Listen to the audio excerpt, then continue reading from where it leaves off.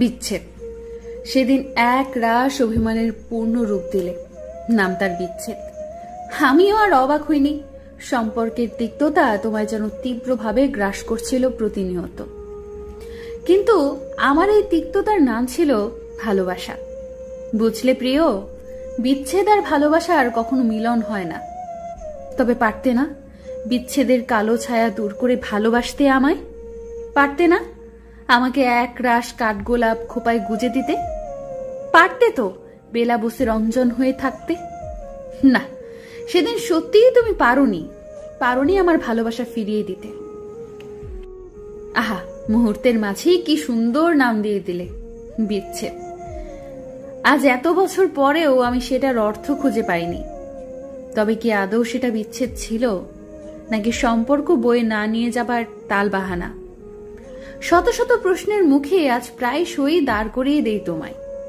মনে আছে তোমার আমাদের শেষ দেখা গোধূলির বিকেলটা?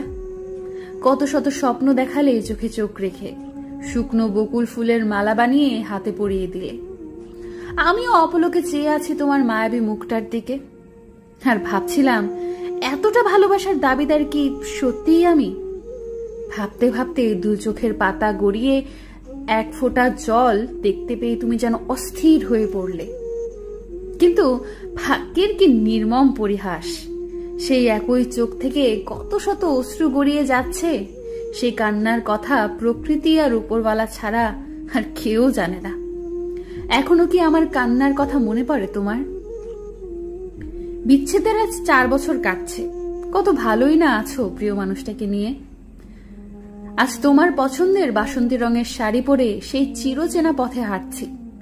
এখনো মনে হচ্ছে হাতের বাঁ পাশে তুমিই আছো, শক্ত করে হাত ধরে ভবিষ্যতের স্বপ্ন বুনছ। মুহূর্তের মাঝে মনে পড়ল আজ এত বছর পর স্বপ্ন বোনার অহেতুক প্রয়োজনীয়তা।